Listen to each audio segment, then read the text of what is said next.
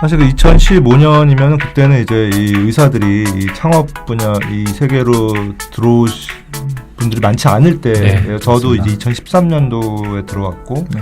거의 없을 때인데, 네, 근데 최근 들어서 좀 굉장히 많아지고 있습니다. 그래서 이런 분들한테 네. 좀 뭔가 좀 조언을 좀 주실 만한 게 있나요? 네, 굉장히 사실 저도 많이 받는 질문이고요. 네. 저도 제가 생각하기에 제가 되게 운이 좋았다고 생각하는 거는 뭐 이런 의협이나 아니면 복지부 산하기관에서 일한 것도 좀 운이 좋았지만 타이밍도 굉장히 운이 좋았던 게요.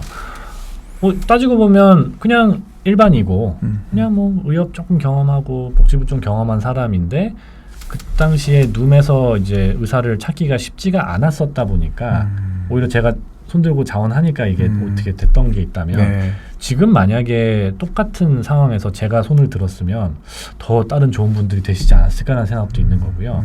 그래서 지금 스타트업에는 뭐 전문의들도 그러니까요. 많이 들어가 있으니까요. 네. 특히 뭐 그때가 이제 루닛 뷰노에서 의사를 처음으로 뽑았다. 네. 뭐 막 이런 네. 얘기가 들리던 시기였고, 그쵸. 네. 뭐 예를 들면 김채원 원장님하고 뭐 스타트업에 있는 의사들을 카운트를 해봤더니 뭐 창업 의외로 그 당시에는 창업자 비율이 되게 높았어요. 그러니까 뭐 예를 들면 정의도 대표님이나 신전 네. 대표님이나 그때는 아직 그렇죠. 강- 창업자 네, 위주고 창업자 이게 위주였어요. 멤버로 네. 이렇게 합류해서 뭔가 이렇게 아니 그런 경우는 그쵸. 거의 없었죠. 창업자거나 자문 정도거나 맞습니다. 직원일 경우가 별로 없었죠. 스타트업에서 네.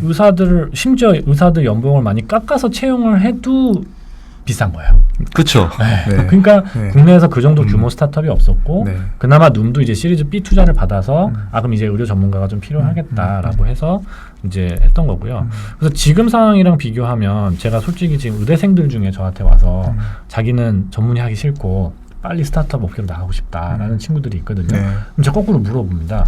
그럼 내가 만약 지금 스타트업 사장님이고 너가 나한테 와가지고 입사하고 싶다고 얘기하면 뭘로 설득할 거냐라고 물어보면 보통 거기서 답변을 못 해요. 네. 그러니까 예를 들어서 의학 전문대학원 이제 출신 이제 의전원생들 같은 경우에는 예를 들면 학부를 뭐 컴공을 나와서 뭐 어느 정도 코딩도 하고 데이터 분석도 좀 할 줄 알고 또 워낙 요즘 의대에서 그런 거 많이 시키니까요. 네. 연구 같은 거. 그래서 실제 데이터 분석해가지고 논문도 써본 경험이 있다. 그러면 스타트업 입장에서는 일반이지만 굉장히 효용 가치가 높으니까 오히려 전문의 안 따고 몸값이 좀 더 낮을 때 데리고 오는 게 전략적으로 맞을 수도 있어요. 네. 근데 그냥 수능 잘 봐서 의대 갔어요. 근데 그냥 의대만 잘해서 나 가진 거는 예를 들면 의사 면허밖에 없다. 임상도 해보지 않았고. 네, 임상도 없고. 네. 차라리 전문의 선생님들은 본인 전문 분야라도 있잖아요. 근데 그럼 이제 뽑기가 이제 퀘스천이 많아지는 거죠. 그래서 저는 그런 친구들한테 일단 그러면은 인턴을 해봐. 네. 인턴을 해서 임상을 보고, 그러니까 예를 들어 각 과에서 이게 뭔가 이게 메디컬 디렉터로서의 역할이라는 게 결국은 자문인데 그 과에서 어떤 걸 하고 어떤 식으로 프로세스가 돌아가는지 대충은 알고 있어야 돼요. 그럼요. 네. 그리고 그래야지만 또 그 과의 의사들과 커뮤니케이션을 할 수가 있어요. 네. 그래서 인턴을 하면서 여러 과를 이렇게 경험을 해보는 게 저는 굉장히 좀 도움이 된다고 봅니다. 그래서 네. 그런 친구들한테 저는 일단은 인턴을 하고 그래도 하고 싶으면 다시 와라. 네.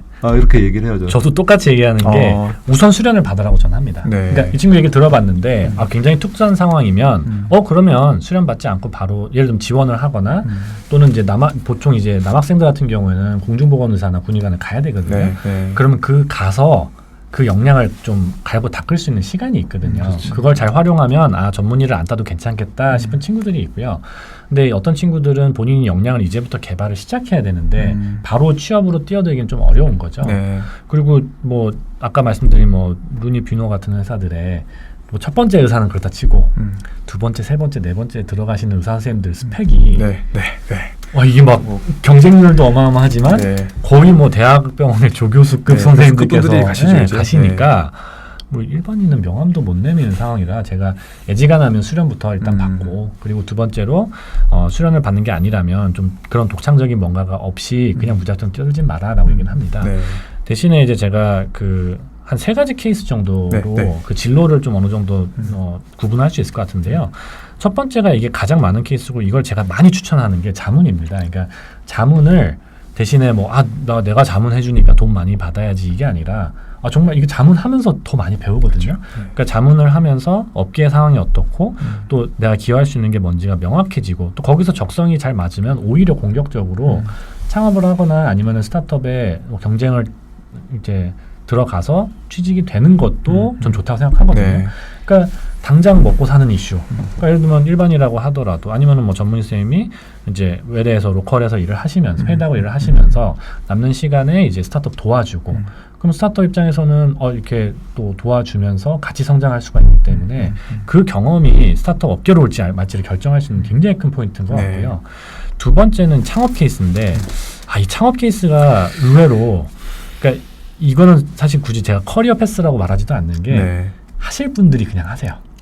이거는 그러니까 병원에서 막 답답해서 내가 너무 하고 싶은 게 있어서 그걸 어떻게든 해봐야 돼서 이렇게 막 뛰쳐나와가지고 창업을 하시는 이렇게 신정 대표님이나 뭐 강성준 대표님이나 이런 뭐 정윤 대표님 다 마찬가지로 이런 대표님들은 왠지 굳이 물어보러 올 것 같지 않아요. 네. 그리고 알아서 그냥 창업을 하세요. 지르지. 지르고 와서 물어보시는 경우들이 있죠. 지르고 잘못되면 다시 하고 다시 하면 되고요. 그래서 이 경우는 뭐 제가 뭐 크지 않고 대신에 이제 제가 봤을 때 이게 기술 기반 창업이랑 되게 비슷한 것 같습니다. 그러니까 창업을 하고 나서 어느 시점에는 그 적절한 전문 경영인을 잘 채용하는 게 되게 중요할 것 같고요. 그게 지금 제가 미국의 웰닥 사례를 봐도 그렇고 전문성을 기반으로 창업한 스타트업들의 어떤 사업 확장은 또 의료 전문성이랑 다른 또 이 사업에서의 또 그 역량이나 전문성이 필요하더라고요. 그래서 뭐 본인이 예를 들면 의사 선생님들 지금 창업하고 싶으신 분들은 창업에서 이거 완전 내 자식 내 새끼니까 내가 끝까지 갖고 가가 아니라 적정한 타이밍에는 또 전문 경영인을 잘 써서 사업을 키워가는 게 되게 중요하다는 거를 뭐 여러 사례를 통해 보는 것 같습니다. 정확한 말씀.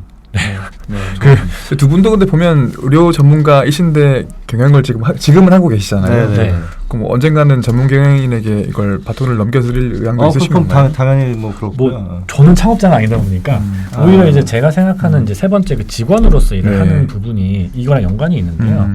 예를 들면 이렇습니다. 전문성을 기반으로 스타트업에 채용되는 케이스도 물론 있을 수 있을 것 같습니다. 뭐 지금 루닛이나 이제 뷰노 같은 케이스는 그래도 어느 정도 데이터를 핸들링하는 능력이라든지 또는 뭐 영상의학 전문의로서의 어떤 역량이라든지 이런 것들이 되게 중요하다면 점점점 스타트업 내에서의 어떤 리더십 포지션이 의사들한테 오픈되는 경우들이 많아요. 근데 문제는 의사들이 리더십이 없어서 전문성은 있는데 리더십이 없어서 예를 들면 전문 경영인으로서 트랙을 밟을 수 있는데 못 밟는 케이스들이 의외로 또 많은 것 같더라고요. 특히 뭐 제약 업계에서도 뭔가 의료인 전문 경영인이 나올 법도 한데 많지 않거든요. 일부 오너 뭐 한두 분 뭐 이렇게 빼고는 그러다 보니까 이제 제가 만약에 의사인데 임상을 하고 싶지 않으면 그 임상하고 싶지 않으면 너무 이제 비즈니스를 하고 싶으면 오히려 뭐 대기업일 수도 있고요. 아니면 스타트업일 수도 있고요. 거기 내에서 본인의 리더십이나 경영에 대한 역량을 이제 잘 키워서 오히려 또 좋은 선배님들이나 다른 후배들이 창업한 회사에 전문 경영인으로서 커리어를 가는 것도 이게 의외로 좀 가능성이 있겠다. 왜냐하면 특히 이제 전문 경영인이 하는 역할 중에서 투자를 유치하거나 또는 사업을 전개하는 측면에 있어서 아무래도 의료인으로서 그걸 전개하고 하는 편이 굉장히 메리트가 또 있거든요. 실제로 지금 미국 내에는 그런 엄청 전문 경영인이자 의사인 뛰어나신 분들이 굉장히 많고요.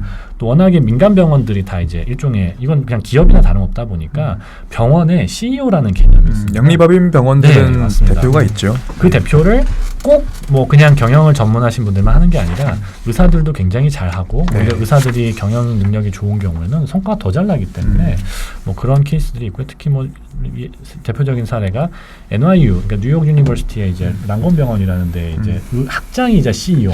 재밌어요. 학장님인데 CEO세요. 병원의 CEO인가요? 근데 이분이 의사 선생님인데 뭐 병원을 엄청나게 지금 키워놨고요. 뭐 NYU가 이제 의대생들한테 그 학비 높은 미국에서 의대생들 다 무료로 이렇게 다 장학금 주고 그다음에 병원 확장 굉장히 공격적으로 하고 유명하거든요. 그래서 그런 좋은 전문 경영인들이 또 의사들 중에서 나올 수도 있지 않을까 생각합니다. 혹시 조언을 구하러 왔던 후배들 중에 예외적으로 이건 정말 괜찮다.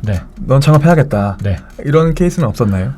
그 케이스 한 몇 건을 본 게 그러니까 이게 예를 들면 아까 말씀드렸던 의전원 친구들 케이스 중에서 그래서 학생 때 이제 그래도 아무래도 좀 코딩을 좀 해보고 네. 데이터 분석이나 이런 걸 좀 해본 친구들이 의대에 와서 학생 때 그래도 잘 졸업해서 면허도 따고 네, 네. 하다 보니까 워낙에 이 코딩 능력들이 좋아가지고요. 이 친구들 같은 경우에는 정말 어느 스타트업에 가든 굉장히 그 밸류어블한 역할을 할 수 있겠다. 물론 그 친구들이 다 창업을 하는 게 전 답은 아니라고 생각을 하고요. 대신에 워낙에 의료적인 역량과 그다음에 제품 개발적인 역량을 같이 갖춘 친구들은 네. 굉장히 전도 유망해 보이는 네. 친구예요. 최근에 뷰노에 조인한 친구도 한 번 있었던 것 같고 거의 개발자 네. 보니까 의대생이 아니고 네.